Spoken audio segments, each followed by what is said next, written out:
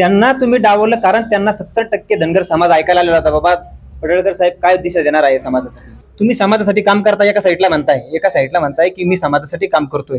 मग तुम्ही तुमची राजकीय विरोधक का असू शकते, कशी असू शकते? तेव्हा तुम्ही उपोषण सोडलं म्हणजे याचा अर्थ तुम्ही सरकारशी किंवा शासनाशी मॅनेज आहे का? जो धनगर समाजाने कष्टाचा पैसा होता जो सर्व धनगर समाजाने जमा केलेला होता, या चळवळीच्या अगोदर त्यांचीही पार्श्वभूमी बघा एकदा. ते कोणत्या पक्षात काम करत होते, ते कोणत्या पक्षाकडून इलेक्शन लढलेले आहे. गाडी फोडल्याचा आरोप तुमच्यावरती केला जातोय आणि पोलिसांमध्ये देखील तक्रार दाखल केली, काय सांगसाल? सर्वप्रथम माझ्या धनगर समाज बांधवांना जय मल्हार. जो माझ्यावरती जो आरोप केलाय, ज्या दीपक बोराडेंनी माझ्यावर जो आरोप केला गाडी फोडण्याचा, मी कालही माझ्या मीडियाच्या माध्यमातून मी सर्वांना सांगितलं की बाबा तो आरोप मी केलेला नाही. मी स्पष्ट करतोय हे त्यांचं षडयंत्र आहे. हे षडयंत्र त्यांचं आहे. याचं कारण आहे माझा धनगर समाज त्यांच्या पाठीमागून सटकलेला आहे. कारण समाजाला स्पष्ट कळलेलं आहे की बाबा हा व्यक्ती आपल्या धनगर समाजाची दिशाभूल करत आहे. याचं कारण आहे 24 तारखेच्या मोर्चामध्ये धनगर समाज हा एक भावनिक वातावरणामध्ये समाजाला माहित होतं की बाबा आपण जोपर्यंत एकजूट होणार नाही, आपण 24 तारखेच्या मोर्चात जाणार नाही, तोपर्यंत आपल्या धनगर समाजाला एसटी आरक्षण मिळणार नाही. ह्या उद्देशाने धनगर समाज आलेला होता तिथं. कोणत्या एका व्यक्तीच्या नावावरती किंवा कोणी त्याचं श्रेय घेऊ नये. दीपक बोराडेने त्या गोष्टीचं कोणत्याही प्रकारचं श्रेय घेऊ नये. याचं कारण आहे ज्या व्यक्तीला पुण्यश्लोक अहिल्यादेवी होळकर यांचा फोटो टाकायला लाज वाटते, ती व्यक्ती काय समाजाचं नेतृत्व करणार आहे? माझा मुद्दा महत्वाचा आहे. जे पुण्यश्लोक अहिल्यादेवी होळकर यांचे वंशज आहे आमचे भूषसिंहराजे होळकर, यांना तुम्ही खाली बसवलं, जमिनीवर बसवलं, स्टेजवरती नाही घेतलं. हा त्यांचा अपमान म्हणजे आमच्या धनगर समाजाचा अपमान आहे, आमच्या अस्मितेचा अपमान आहे. आमचे गोपीचंद पडळकर साहेब यांनी अहोरात्र धनगर समाजासाठी काम केलेलं आहे. त्यांना तुम्ही डावललं कारण त्यांना 70% धनगर समाज ऐकायला आलेला होता. बाबा पडळकर साहेब काय दिशा देणार आहे समाजासाठी? तर त्यांना बोलू दिलं नाही, वरती येऊ दिलं नाही. मग त्यांना तुम्ही येऊ दिलं नाही, वरती बोलू दिलं नाही. तुम्हाला तुमचा परिवार वरती चालतो, तुमचे मुली तुम्ही वरती चालत्या, तुमचे बायको तुम्हाला वरती चालते, तुमचे भाऊ तुम्हाला वरती चालते, तुमची पत्नी तुम्हाला वरती चालते. तुम्ही समाजाच्या स्टेजवरून तुमच्या भावाचा परिचय करून देताय, हे किती योग्य आहे? माझा प्रश्न आहे त्यांना. तुम्ही 24 तारखेच्या मोर्चामध्ये धनगर समाजासाठी एसटी आरक्षण या मुद्द्यावर किती वेळ बोलले? तुम्हाला तुमचा स्वतःचा इंटरव्ह्यू देण्यासाठी किंवा मी दीपक बोराडे आहे असं म्हणून तुम्ही का दाखवतो? त्या दिवशी तुम्ही समाजासाठी त्या दिवशी एक दिशा ठरवायला पाहिजे होती. सर्व धनगर समाजाच्या मनात होतं की आपण धनगर समाजाच्या 24 तारखेच्या मोर्चामधून मुंबईचा इशारा निघेल, हे सर्वांना अपेक्षित होतं. कारण ज्या पद्धतीनं मनोजदादा जरांगे पाटील यांनी मुंबईची दिशा ठरवली होती तिथं सर्व मराठा समाज तिथं गेला होता, तेव्हा त्यांना मराठा समाजाला आरक्षण मिळालं. म्हणून धनगर समाजाला माहित होतं की बाबा जोपर्यंत आपण एक होणार नाही, जोपर्यंत आपण मोर्चात सामील होणार नाही किंवा जोपर्यंत आपण मुंबईला जाणार नाही, तोपर्यंत या सरकारवर दबाव पडणार नाही. आणि सरकारवर दबाव जोपर्यंत पडणार नाही तोपर्यंत धनगराला एसटी आरक्षण मिळणार नाही. म्हणून सर्व धनगर समाज बांधवांचं म्हणणं होतं की बाबा आपण मोर्चात गेलो पाहिजे, आपण मुंबईची ठरवली पाहिजे. हे प्रत्येक क्षणी काय म्हणतात, प्रत्येक अनाउन्समेंटमध्ये म्हणतात की हा माझा शेवटचा लढा आहे. हा लढा शेवटचा कसा असू शकतो? जर ह्यो गाडा आतापर्यंत आरक्षणाचा गाडा आतापर्यंत चालूवर राहिलेला आहे, धनगर आरक्षण 100% मिळालं पाहिजे, ते पण तात्काळ मिळालं पाहिजे. मग तुम्ही निश्चित म्हणताय की शेवटचा लढा आहे, शेवटचा लढा आहे. तुम्ही भूमिका का मांडत नाहीये? तुम्ही तुमचं पुढचे अजेंडा काय ते ठरवत का नाहीये? धनगर समाजाला काय मिळालं पाहिजे? धनगर समाजासाठी या व्यक्तीने आतापर्यंत कोणत्या पद्धतीचा लाभ मिळवून दिला? एखाद्या व्यक्तीला एखाद्या शासकीय योजनेचा लाभ मिळवून दिला का?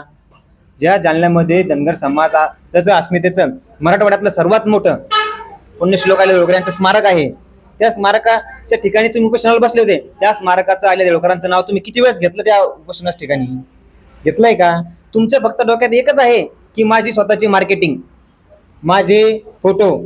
त्यांनी स्वतः त्यांच्या गाड्यावरती बघा, अजून पण माझ्यापाशी ते पुरावे आहे, त्यांनी अहिल्यादेवी होळकरांचा व कोणत्याच महापुरुषांचा फोटो टाकलेला नाहीये. माझं स्पष्ट म्हणणं आहे, तुम्ही का करता तसं? तुम्ही ज्या वेळेस धनगर समाजाचे मुंबईला शिष्टमंडळ बोलवलं होतं, तुम्ही उपोषण स्थळी का बोलवलं नाही? तुम्ही सर्व धनगर समाजाच्या समोरासमोर सर्वांच्या लाईव्ह मध्ये काय शिष्टमंडळाची चर्चा केली नाही? म्हणजे तुम्ही जेव्हा तिथं शिष्टमंडळ पाठवलं आणि जेव्हा शिष्टमंडळ जेव्हा उपोषणस्थळाच्या ठिकाणी आले होते, तेव्हा मग तुम्ही या शासनाकडून शिष्टमंडळाकडून टाइम पिरियड का घेतला नाही? किंवा मग आम्हाला 15 दिवसात आरक्षणाची सर्टिफिकेट द्या, तुम्ही 1 महिन्याचं द्या, टाइम पिरियड घेऊन तुम्ही तिथं का बांधले गेले नाही? तुम्ही तुमच्या स्वमर्जीना तुम्हाला जेव्हा योग्य वाटेल तेव्हा तुम्ही उपोषण सोडलं. म्हणजे याचा अर्थ तुम्ही सरकारशी किंवा शासनाशी मॅनेज आहे का? जो धनगर समाजाने कष्टाचा पैसा होता, जो सर्व धनगर समाजाने जमा केलेला होता, की प्रत्येक गावातून सामान्य गोरगरीब कष्टाचा पैसा होता, त्यांनी बाबा की समाजासाठी आपलं काहीतरी देणं पाहिजे म्हणून त्या ठिकाणी ज्या ठिकाणी कोणाची आर्थिक परिस्थिती गरीब असते त्या ठिकाणी ते श्रेयदान करतात, श्रम करतात. पण तुम्ही त्या पैशाचं डायरेक्टली जेव्हा तुम्ही बाहेर आल्यानंतर तुम्ही डायरेक्ट जेशिब्या लावताय, फुलं उधळताय. म्हणजे धनगर समाजाच्या हातात काय पडलं आतापर्यंत म्हणून तुम्ही जेशिब्या लावून फुलं उधळताय? नेमकेच तुम्हाला सांगायचं काय समाजाला? तुम्हाला नेमके दाखवायचं काय? तर तुम्ही सांगताय हे जे मुद्दे तुम्ही सांगितले, मात्र जालन्यामध्ये जे आंदोलन झालं होतं त्यामध्ये राज्यातून त्यांना त्या ठिकाणी समाजानं सपोर्ट केला होता. मग तुम्हाला हे कसं काय चुकीचं वाटतं? राज्यातून त्या टायमिंगचा जेव्हा मराठा समाजाचे उपोषण चालू होते तेव्हा सर्व मराठा समाज एकवटला होता. त्याच पद्धतीनं धनगर समाजालाही वाटलं होतं आपण जोपर्यंत एक होणार नाही, एकजूट दाखवणार नाही, तोपर्यंत आपल्याला आरक्षण मिळणार नाही.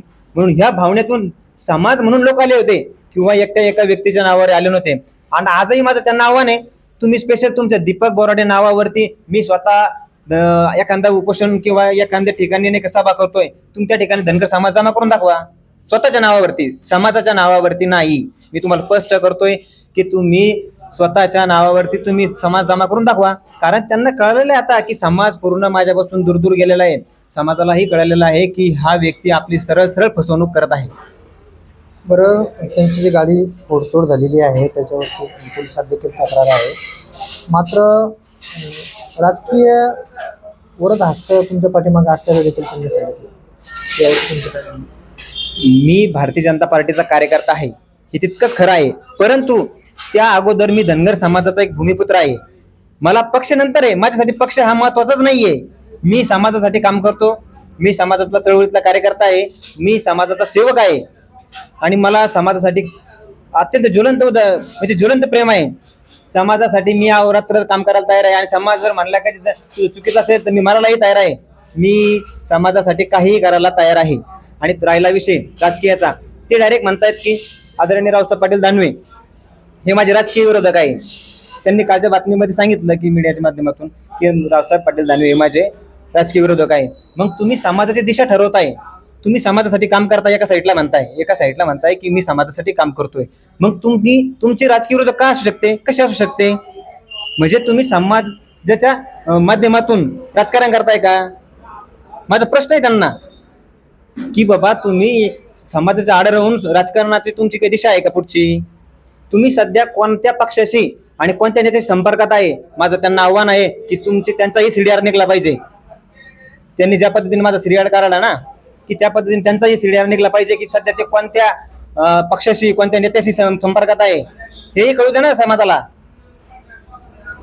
बरं, तुम्ही जे सांगताय की राजकीय नेत्यांच्या वरदहस्त संदर्भात माझा संबंध विषय तुमचा गाडी फोडण्यावरचा आहे, तर तुम्ही जे बोलताय तर ते पूर्णतः समाजाने त्यांना नेतृत्व स्वीकारलं होतं आणि त्यावरती तुम्ही जे पाठीमागील जे आंदोलनं झाले त्यामध्ये पूर्णतः आरोप करतायत की समाजाची दिशाभूल झाली किंवा मग आर्थिक काय देवाणघेवाण झाली असेल ते झाले. तर दोन समाजामध्ये गट पडणार नाही की यामुळे काय वाटतं? मी समाजाच्या बाजूने उभा राहणारा व्यक्ती आहे. समाज म्हणेल मला ती पूर्व दिशा आहे. फक्त माझं एवढंच म्हणणं आहे की जी दिशा भूल समाजाची होती मला ती रोखायची आहे.